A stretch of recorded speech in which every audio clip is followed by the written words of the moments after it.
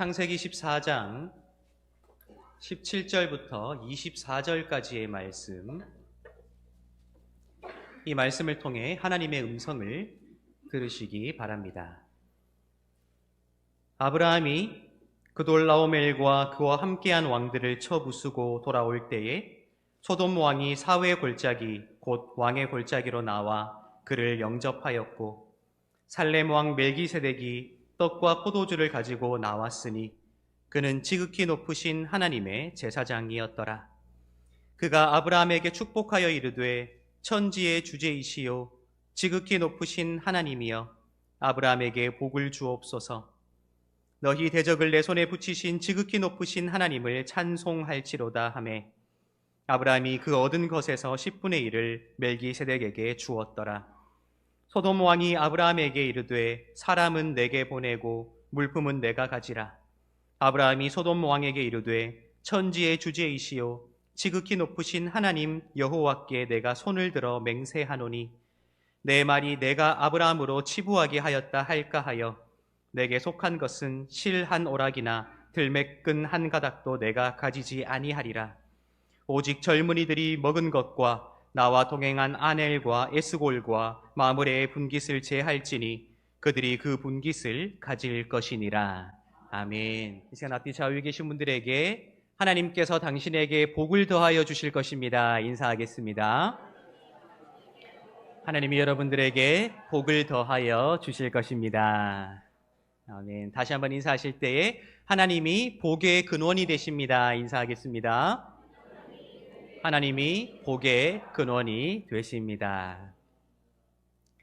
때로 우리가 삶을 살아갈 때에 하나님보다 하나님께서 주실 복이 더 커 보일 때가 있지요. 그러나 하나님께서 주실 복보다는 하나님을 내 마음에 모시고 살아감으로 세상이 감당하지 못할 자로 이 세상 가운데 우뚝 서서 하나님과 동행하시며 승리하며 살아가게 되시기를 예수님의 이름으로 축복합니다. 여러분, 우리가 삶을 살아가다 보면 우리가 원하든지 원하지 않든지 세상에서 이루어지고 있는 참 많은 현상 한가운데 우리가 서 있게 된다는 사실을 발견하게 됩니다.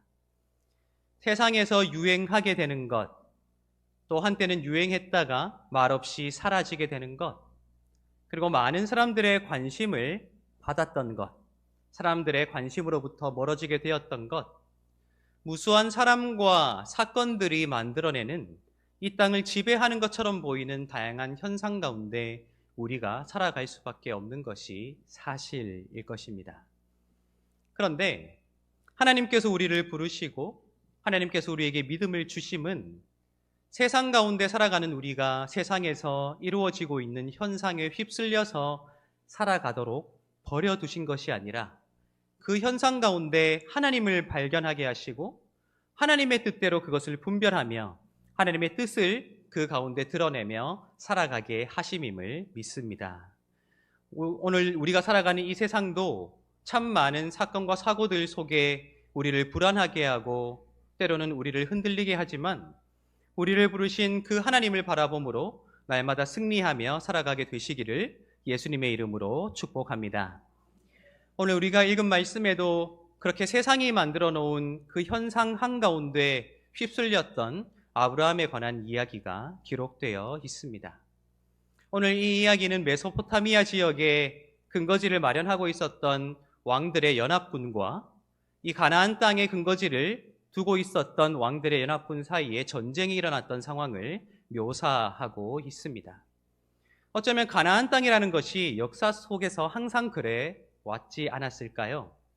강대국들이 부흥할 때 그 강대국의 영향을 받게 되고 그 강대국에 족속되어서 그 강대국에게 복종하며 살아갈 수밖에 없었던 그러한 삶을 살았던 지역이 바로 가나안 땅이기에 오늘 이 창세기 14장에서 묘사하고 있는 두 지역의 왕들의 연합군들이 전쟁을 치른 상황도 바로 그러한 역사적인 맥락 속에 있는 상황이 아닌가 우리가 발견하게 된다는 것입니다. 그런데 아브라함이 살고 있었던 그 땅에서 이루어진 전쟁 가운데 부득이 아브라함이 전쟁의 당사자가 되었다고 기록하고 있지요. 아브라함 스스로가 원치 않았고 또한 아브라함 스스로가 참전하기를 바라지 않았지만 아브라함이 그 전쟁의 당사자가 되었던 이유가 무엇이라고 기록하고 있습니까? 바로 아브라함의 조카였던 롯이 포로가 되게 되고 롯이 가지고 있었던 모든 재물들이 탈취가 되었기 때문이라고 성경은 기록하고 있지요. 우리 11절, 12절 오늘 읽지는 않았지만요. 14장 11절과 12절을 한번 읽어보도록 하겠습니다. 내 왕이 소돔과 고모라의 모든 재물과 양식을 빼앗아가고 소돔에 거주하는 아브라함의 조카 롯도 사로잡고 그 재물까지 노략하여 갔더라라고 기록하고 있습니다. 자신의 조카였던 롯이 포로가 되어 사로잡혀 갔다는 소식을 들었던 아브라함은 본인이 원치 않았지만 그 지역에서 일어났던 현상이지요. 그 전쟁에 어쩔 수 없이 참전하게 됩니다. 그런데 놀랍게도 아브라함이 그 전쟁에 참전하게 되었고 그 전쟁이 왕들이 벌였던 전쟁이었음에도 불구하고 유목민이었던 아브라함이 그 전쟁에서 큰 승리를 거두게 되었다고 이 성경이 기록하고 있지요. 우리 14절부터 16절을 한번 읽어보도록 하겠습니다. 아브라함이 그의 조카가 사로잡혔음을 듣고 집에서 길리고 훈련된 자 318명을 거느리고 단까지 쫓아가서 그와 그의 가신들이 나뉘어 밤에 그들을 쳐부수고 다메섹 왼편 호바까지 쫓아가 모든 빼앗겼던 재물과 자기의 조카 롯과 그의 재물과 또 부녀와 친척을 다 찾아왔더라. 아멘. 아브라함은 한 명의 유목민이었지만 자신의 집에서 훈련되고 길리었던 군사 318명을 데리고 4명의 왕들에 대항하여 전쟁을 하였고 놀랍게도 승리했다고 기록하고 있다는 것입니다. 참 흥미롭게도 이 말씀에는 아브라함의 승리가 하나님께서 이루어 주신 승리라는 사실을 단 한 구절에서도 언급하고 있지 않지만 어쩌면 이 말씀은 그렇게 숨어 계신 하나님, 눈에 보이지 아니하고 귀로 들을 수 없는 그 하나님께서 약하고 약했던 그리고 낮고 낮았던 아브라함에게 승리를 주신 것이 아니냐, 우리에게 도전적으로 질문하고 있음이 드러나고 있지 않은가 생각해 보게 된다는 것입니다. 세상에 존재하고 있는 수많은 현상들, 세상에서 발생하고 있는 수많은 사건들, 어쩌면 아브라함도 그 사건 속에, 그 현상 속에 휩쓸려서 살아갈 수밖에 없는 나약한 존재였지만 하나님께서 함께 하실 때에 그 현상에 함몰되지 아니하고 어떻게 승리할 수 있었는가 하는 것이 오늘 이 말씀을 통해 우리에게 주어지고 있을진데, 어쩌면 오늘 이 말씀은 이 시대 여전히 수많은 현상들이 우리를 지배하려고 하고 수많은 사건들이 우리를 넘어뜨리려고 할 때에 우리도 하나님의 사람으로 우뚝 세워져 있다면 결국 하나님께서 우리의 발걸음을 승리로 인도하시지 않겠느냐 하는 위대한 도전을 우리에게 주고 있는 것이 아닐까 우리가 생각해 보게 된다는 것입니다. 그런데 오늘 그렇게 놀라운 승리를 이루어 놓은 이 아브라함의 이야기가 단지 그가 승리하였고 롯을 되찾아왔고 또한 부녀들과 재물들도 되찾아왔다는 단지 군사적인 승리로 끝나지 않고 있다는 사실을 우리가 발견하게 된다는 것입니다. 저는 어쩌면 오늘 우리가 읽은 이 말씀 가운데 아브라함이 눈에 보이는 승리이죠. 군사적인 승리를 거둔 것보다 훨씬 더 위대한 승리가 기록되어 있지 않느냐 하는 생각을 해보게 되었습니다. 아브라함이 군사적인 승리를 이룬 후에 자신의 땅으로 돌아오게 될 때에 2명의 사람이 아브라함을 마중하였노라 성경은 기록하고 있습니다. 그 2명의 사람이 누구라고 기록하고 있습니까? 우리 17절과 18절을 한번 읽어보도록 하겠습니다.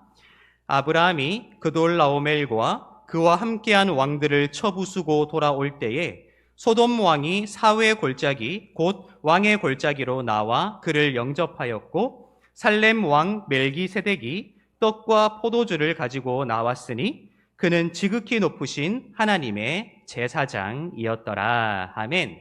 승리하고 돌아오는 아브라함을 영접하게 된 2 사람이 누구라고 기록하고 있습니까?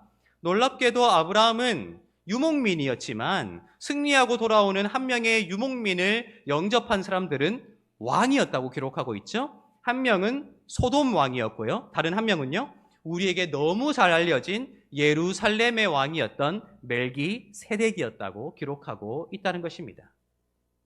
어쩌면 소돔 왕이 아브라함을 영접하러 나온 것은 당연했을지도 모르겠습니다. 왜 그렇습니까? 지금 이 전쟁은 소돔 왕의 전쟁이었거든요. 소돔과 고모라가 주축이 되어서 메소포타미아 지역의 군사와 부딪혔던 전쟁이 오늘 이 전쟁이었기에 자신의 패배, 자신의 쓰라린 그 패배의 역사를 지워줄 수 있는 아브라함의 승리가 눈앞에 펼쳐졌기에 어쩌면 감사한 마음으로, 기쁜 마음으로 소돔 왕이 아브라함을 영접하는 것은 당연하다 할 수 있을 것입니다. 그런데 뜻밖에도 지극히 높으신 하나님의 제사장이자 예루살렘의 왕이었던 이 멜기세덱이 아브라함에게 나아왔고요. 단지 나아왔을 뿐만 아니라 무엇인가를 베풀게 되지요. 그것이 무엇입니까?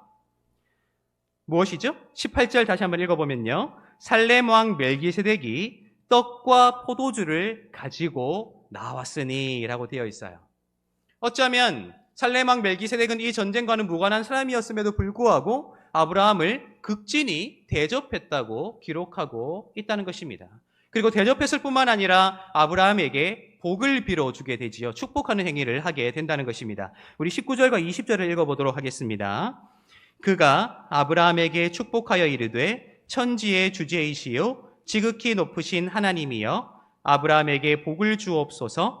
너희 대적을 내 손에 붙이신 지극히 높으신 하나님을 찬송할지로다 하매 아브라함이 그 얻은 것에서 10분의 1을 멜기세덱에게 주었더라. 아멘. 멜기세덱이 아브라함에게 떡과 포도주를 제공하였을 뿐만 아니라 지극히 높으신 하나님의 이름으로 그를 축복하게 되자 아브라함이 그에게 무엇을 제공하게 됩니까? 답례로 그가 탈취하고 온 것의 10분의 1을 그에게 주게 되었다라고 말하고 있죠. 우리 시대의 11조와는 다른 개념입니다. 그 당시 소득의 10분의 1을 드리는 것은 정치적인 지도자에게 드리는 것으로 그것을 드리는 대상이 곧 나를 통치할 수 있는 주권을 가진 자다라는 순종의 의미를 가지고 있기 때문입니다. 소돔 왕이 전쟁의 주역이었던 소돔 왕이 마중 나왔다는 사실을 간단하게 언급한 후에 멜기세덱이 그에게 나와 그를 극진히 대접하고 그에게 축복하게 되었을 때 이 아브라함은 소돔 왕의 전쟁을 대신 승리하였음에도 불구하고 그 자신의 10분의 1을 멜기세덱에게 줌으로써 이 전쟁이 멜기세덱이 섬기는 하나님, 즉 지극히 높으신 하나님께 달려 있었음을 우회적으로 신앙 고백하고 있다는 것입니다. 여기까지는 너무 아름답잖아요. 그런데 문제가 발생하게 되지요.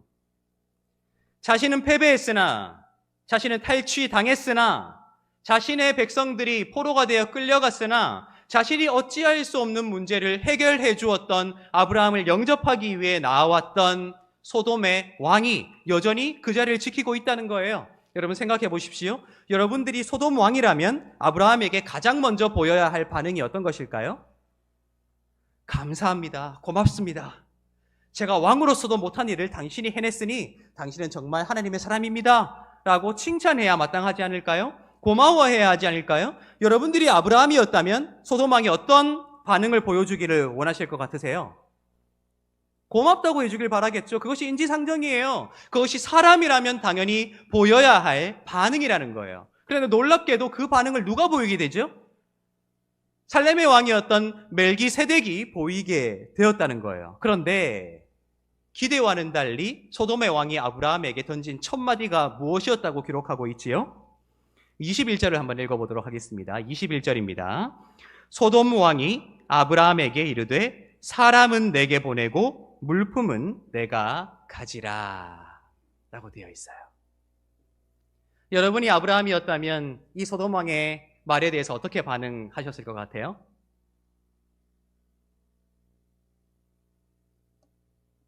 어떻게 반응하실 것 같아요? 왕이었기 때문에 아마 드러내놓고는 무엇이라 비난하기는 힘들었지만 그 심정이 굉장히 상하지 않았을까요? 칭찬은커녕 대접도 해주지 아니하고 자신이 빼앗겼던 모든 것들을 다시 되찾아왔는데 사람을 나에게 보내라, 인적인 자원을 자기에게 보내라 함으로써 이후에 발생된 부가가치를 자신이 취하겠다는 이 이기적인 반응을 보였을 때 저 같으면 속으로 욕했을 것 같아요. 아이고 대먹지 않은 인간 이거, 아이고 쯧쯧쯧. 그렇지 않을까요? 그런데 놀랍게도 소돔 왕이 솔깃한 제안을 하잖아요. 사람을 내게 보냄으로써 그 사람들이 발생시킬 부가가치를 내가 가지겠다. 다만 네가 다시 되찾아온 그 재물은 네가 가지라 라고 말입니다. 그런데 이 말을 들은 아브라함의 반응이 어떠했다고 기록하고 있지요? 우리 22절과 23절을 한번 읽어보도록 하겠습니다. 22절과 23절입니다. 내 말이 22절과 23절입니다. 아브라함이 소돔 왕에게 이르되 천지의 주제이시요 지극히 높으신 하나님 여호와께 내가 손을 들어 맹세하노니 내 말이 내가 아브라함으로 치부하게 하였다 할까 하여 내게 속한 것은 실 한 오락이나 들매끈 한 가닥도 내가 가지지 아니하리라. 아멘. 여러분, 이 말을 줄여서 말하면 어떤 말이에요? 이후에 소돔 왕 당신이 내가 아브라함을 부자로 만들어 주었다라고 말하는 것이 나는 너무 싫어서 사람도 갖지 않을 것이요 물건도 내가 갖지 않겠습니다. 그리고 마지막 절에는요, 다만 전쟁에 나아갔던 사람들의 분깃을 제외하고는 내가 모든 것을 다시 당신에게 돌려주겠습니다 라고 말하고 있다는 거예요. 그 이유가 무엇이라고요? 소돔 왕 당신이 나를 부자로 만들었다고 말하고 다니는 것이 나는 너무 싫기 때문이다 라고 말하고 있다는 거예요. 여러분, 그런데 궁금하지 않으세요? 아브라함은 왜 그것을 그렇게 싫어했을까요? 왜 소돔 왕이 자신을 부자로 만들었다는 말을 하고 다니는 것이 싫었을까요? 생각해 보세요. 아브라함은 전쟁에서 승리했지만 그렇게 자신에게 벌어진 그 현상 가운데 넘어지지 아니하고 실패하지 아니하고 승리하며 돌아왔지만 여전히 그의 신분은 유목민이었거든요. 필요한 물을 찾아 목초지를 따라 떠돌아다닐 수밖에 없는, 어쩌면 정착이 필요한 사람이었다는 거예요. 그런데 이미 정착했을 뿐만 아니라 문명 사회를 이루고 있고 그 권력의 정점에 있으며 부를 소유했던 왕이 자신을 부자로 만들어 준다는데 그것을 싫어할 사람이 있으신가요? 불법도 아니고요. 아브라함이 승리를 했기에 어쩌면 합법적으로 보이잖아요. 당연한 것으로 보이잖아요. 여러분 같으면 어떠실 것 같아요? 여러분이 너무 힘든 거예요. 경제적으로 힘들어요. 그런데 누가 자신이 가진 권력으로 힘으로 내가 너에게 이만큼 도와주겠습니다 라고 제안했을 때 여러분들 그것을 거절하기가 쉽습니까? 어렵습니까? 어렵지요. 그런데 아브라함은 그것을 거절했다는 거예요. 그 이유가 무엇일까요? 소돔의 왕이 자신을 부자로 만들었다고 말하고 다니는 것이 싫을 수밖에 없었던 이유, 어쩌면 이후에 창세기 18장과 19장에 기록되어 있듯이 하나님께서 그 땅을 심판하시기 위하여 이 땅에 내려오셨을 텐데 그 땅에 심판하시기 위해 그 땅을 보기 위해 내려오신 이유가 무엇입니까? 놀랍게도 성경은 하나님께서 보시기에 그 땅이 타락했기 때문에 내려왔다고 기록하지 않습니다. 그 땅에 대한 부르짖음이 하나님께 상달되었기 때문에 소돔과 고모라를 멸하시기 위해서 찾아왔다고 아브라함에게 밝히시거든요. 여러분 생각해 보세요. 소돔과 고모라에 대해서 누가 하나님께 부르짖었을까요? 부자들일까요? 권력자들일까요? 힘 있는 자들일까요? 아니에요. 가난하고 힘이 없고 권력으로부터는 거리가 멀기에 어쩌면 힘 있고 부자이며 권력에 가까운 그들로부터 착취를 당할 수밖에 없었던 사람들이 마치 이집트에서 하나님의 백성이었던 이스라엘 사람들이 하나님께 부르짖을 수밖에 없었던 것처럼 그 땅의 백성들이 하나님 앞에 심판을 간구하며 살려달라고 외치는 그 소리를 듣고 하나님께서 그 땅을 심판하셔야 할 만큼 그 땅이 타락하고 더러웠고 부자이나 권력이 있으나 그것을 쌓아올린 방식이 결코 아름답지 아니한 왜곡된 방식이었기에 그 사실을 너무나도 잘 알고 있었던 아브라함이 혹여나 그렇게 더러운 방식으로 권력을 쌓아올렸던, 부를 쌓아올렸던 이 소돔의 왕이 그 더러운 결과로 자신을 부자로 만들었다 말하고 다니는 것이 너무 싫지 않았을까 하는 생각을 해보게 된다는 거예요. 어쩌면 아브라함이 전쟁 가운데 승리했노라, 아브라함이 다시 포로들을 되찾아왔노라, 아브라함이 다시 탈취물들을 되찾아오너라 하는 그 승리보다 더 위대한 승리를 했노라 기록하고 있는 내용이 바로 오늘 이 말씀이 아닐까라고 생각하게 된다는 것이죠. 유혹이 찾아오는 겁니다. 그럴듯해 보이죠? 정당해 보입니다. 당연한 권리라고 생각될지도 모르겠어요. 하지만 아브라함은 혹여라도 그것이 이후에 하나님께서 자신과 함께 하신다는 사실, 자신이 하나님의 사람이라는 사실을 가려버리고 하나님과 자신 사이의 관계를 끊어버리고 오히려 더러운 권력이, 더러운 방식이 그렇게 쌓아올린 더러운 재물이 자신을 나타내는 상징이 될까 하여 실오라기 하나라도, 들매끈 하나라도 내가 취하지 않겠노라 명확하게 선을 그어버리는 하나님 앞에서의 진정한 승리, 그 승리에 관한 이야기가 오늘 이 말씀에 우리에게 기록되어 우리를 도전하고 있는 것이 아닐까 우리가 보게 된다는 거예요. 그런데 놀랍게도요, 아브라함이 그렇게 더러운 이익물로, 재물로 자신이 부자가 되기를 거절하자 놀라운 사건이 일어났다고 기록하고 있죠. 우리 15장 1절을 한번 읽어보도록 하겠습니다. 15장 1절입니다. 이후에 여호와의 말씀이 환상 중에 아브라함에게 임하여 이르시되 아브라함아 두려워하지 말라. 나는 내 방패요 너의 지극히 큰 상급이니라. 아멘. 15장 1절이 어떤 단어로 시작하고 있습니까? 이후가 어떤 사건을 가리키고 있습니까? 아브라함이 소돔 왕이 제시한 그 제안을 거절했던 그 사건 이후에 하나님께서 환상 중에 아브라함에게 나타나셨다. 그리고 아브라함에게 두 가지를 말씀하시죠. 하나님 당신의 정체성을 아브라함에게 두 가지 단어로 표현하고 계신다는 겁니다. 뭐라고 말씀하시죠? 하나는 나는 너의 방패이다. 내가 너를 보호해 주겠다 하는 것입니다.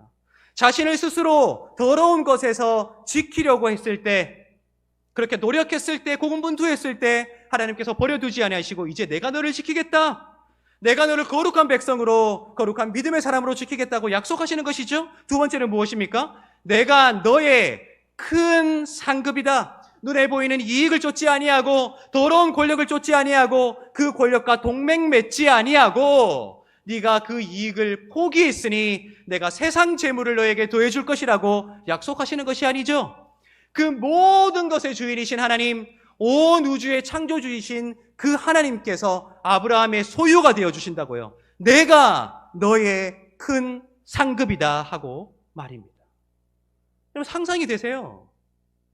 우리의 좁고 좁은 마음 가운데 나약하고 연약한 우리의 존재가 다 담아낼 수 없는 그 하나님께서 우리의 상급이 되어주신다고요. 우리의 소유가 되어주신다고요. 뭐가 부러워요? 그렇죠? 세상과 비교할 수 없는, 바꿀 수 없는 그 하나님께서 나의 상급이 되어주시는데 우리가 무엇을 부러워해야 되겠습니까? 무엇이 아쉽겠어요? 무엇과 동맹 맺을 수 있을까요? 무엇을 욕심낼 수 있을까요? 여러분, 저는 오늘 이 말씀이 우리에게 도전하는 바는 분명하다 생각했습니다. 우리 삶에 이루어지고 있는 수많은 현상들과 사건들, 때로 그것이 교묘하게 우리에게 속삭이지요. 그럴듯해 보이는 이익을 쫓아서,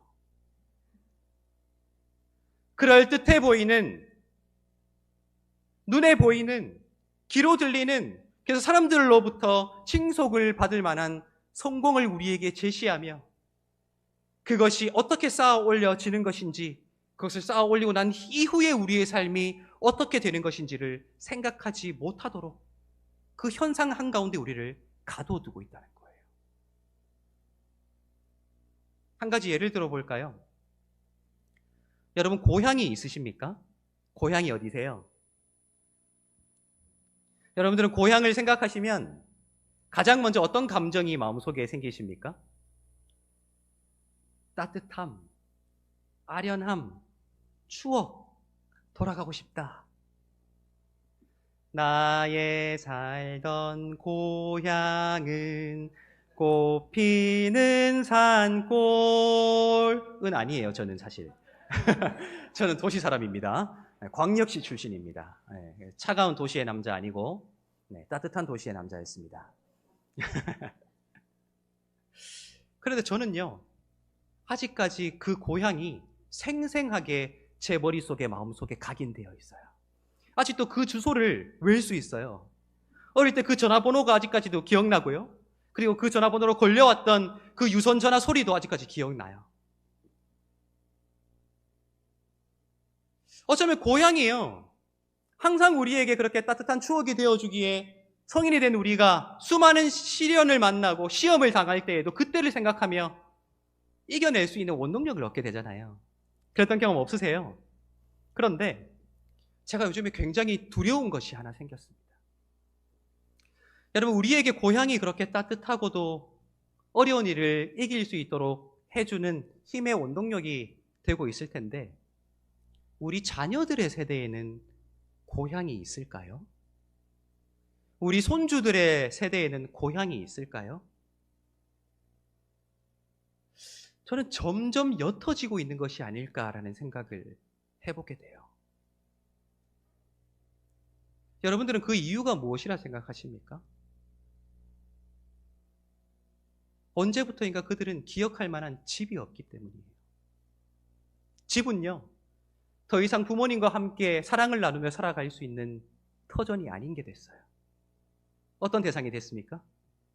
투자와 투기의 대상이 되어버렸죠.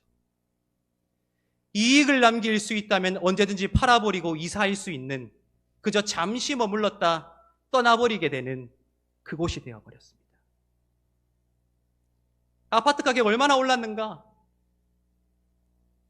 얼마나 더 오를 수 있는가? 여러분, 지난 몇 차례의 정권이 바뀌는 동안 부동산 정책이 성공했던 적이 한 번도 없었죠. 왜 그렇다고 생각하십니까? 무능한 자들이 정권을 잡았기 때문인가요? 저는 아니라고 생각합니다. 우리의 욕망 때문이에요. 일확천금을 바라는 우리의 욕망. 천정부지로 부동산 가격이 올라야만 속이 후련한 것이죠. 저는 그래서 묻고 싶어요. 그렇게 일확천금을 한 여러분들은 자녀들이 결혼할 때 그만한 돈을 지불해야 하는 집을 자녀들에게 해줄 능력이 되느냐고요. 아마 대부분 못 해줄걸요? 저도 자신 없어요.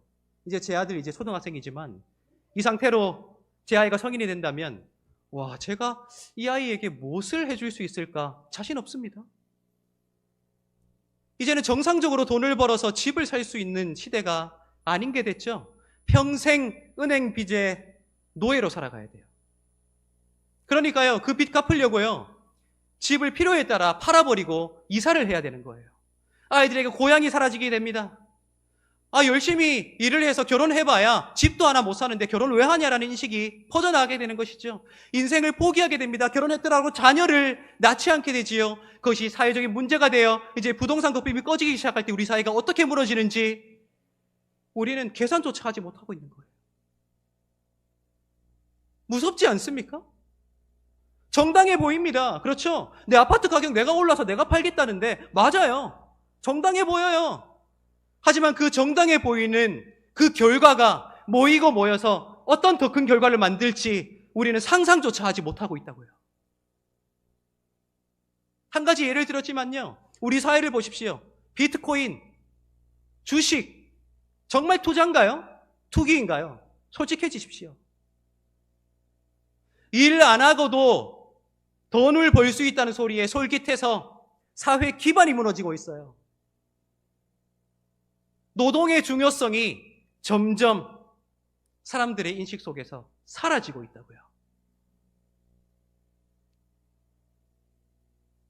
어쩌면 우리 사회가 그렇게 빅을 향해서 치닫고 있음에도 눈에 보이는 이익이, 눈에 보이는 재산이, 눈에 보이는 권력이 전부인 것처럼 그것이 하나님의 복이다 떠벌리며 다니는 우리 때문에, 아까 우리 장로님 기도하셨죠? 우리 부모의 욕망 때문에 우리 자녀들이 상처받는 일이 없도록 해달라고. 우리 자녀들이 왜 결혼하지 못하고 있습니까? 왜 자녀를 낳고 있지 않나요? 출산율 0.7명. 두세 대만 지나면 우리나라가 없어진대요. 왜 그렇습니까?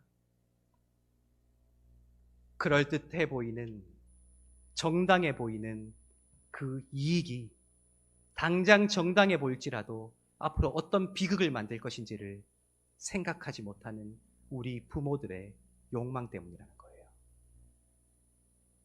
오늘 아브라함을 보십시오. 정당해도 이것만큼 정당할 수는 없는 거예요. 그렇지 않아요? 왜요? 소돔 왕 자신이 빼앗겼던 것을 누가 찾아온 겁니까? 아브라함이 찾아왔어요. 그러니까 그것을 자기가 가져도 상관없는 거예요. 떳떳한 거예요. 당연한 거예요. 그런데 아브라함은 그것을 멀리 했다고요. 왜요? 혹여라도 저 소돔 왕이 악한 방법으로 쌓아 올린 그 재물이 자신을 규정하는 수식어가 될까봐 미래를 내다본 것이죠.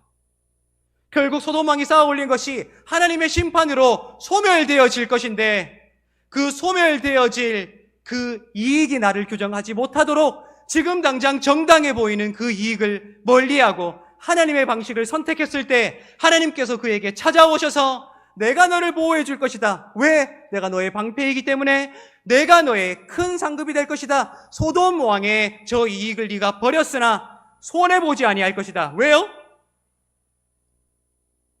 우주의 주인이신 하나님이 아브라함의 소유가 되어주셨기 때문이에요. 우리의 삶도 마찬가지예요.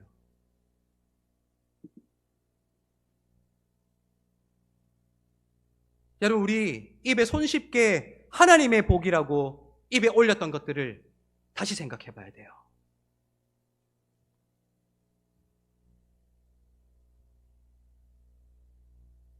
너무 손쉽게 하나님의 복이라고 주장한 나머지 그 복이라고 불리는 그것이 우리의 믿음을, 우리의 생각을, 우리 사회를 어떻게 불행의 나락으로 이끌고 가고 있는지를 다시 봐야 돼요.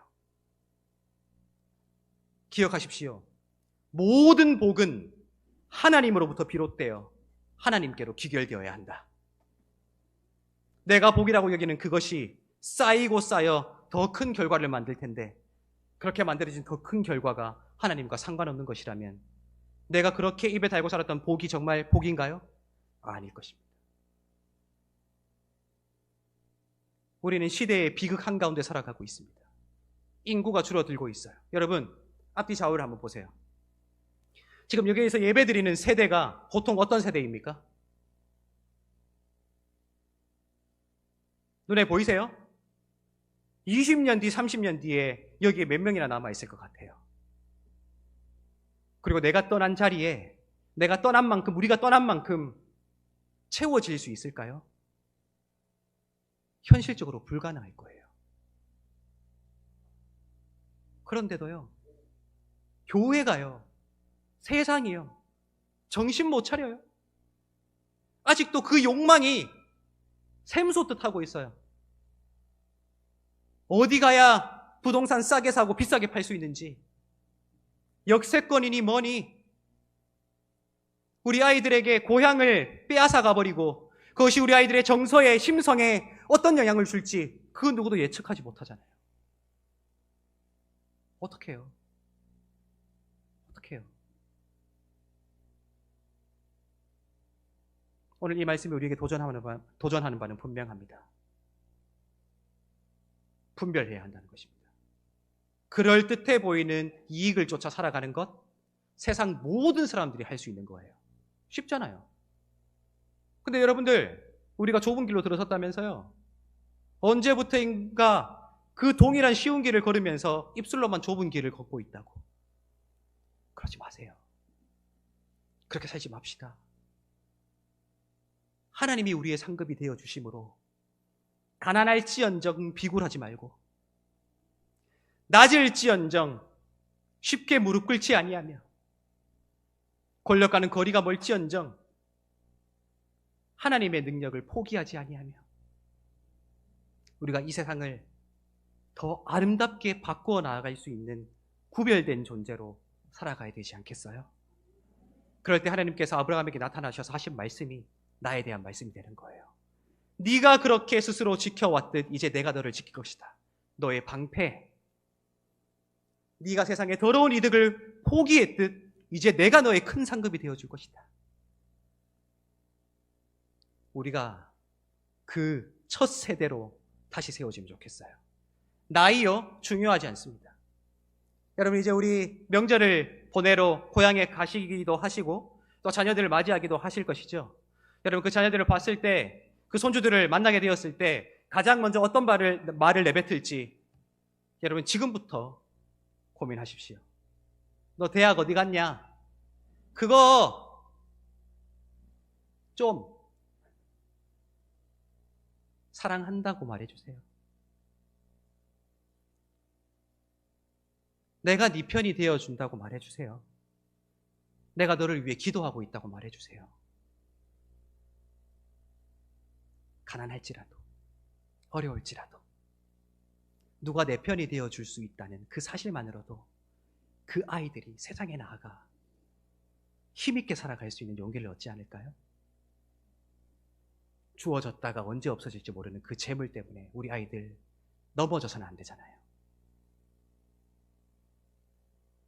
부디 그러한 삶을 살아갑시다. 네 말이 내가 너를 아브라함을 치부하게 하였다 할까 하여 실오라기 하나도 들매끈 하나도 나는 취하지 않겠다는 그 결단이 우리의 마음으로부터 회복될 수 있으면 좋겠어요. 그러므로 우주의 창조자이신 우주의 주인이신 하나님을 우리의 보상으로 우리의 마음에 모시고 소유하며 살아가는 세상이 감당하지 못할 자로 세워지게 되는 저와 여러분들 되시기를 예수님의 이름으로 축복합니다. 기도하겠습니다.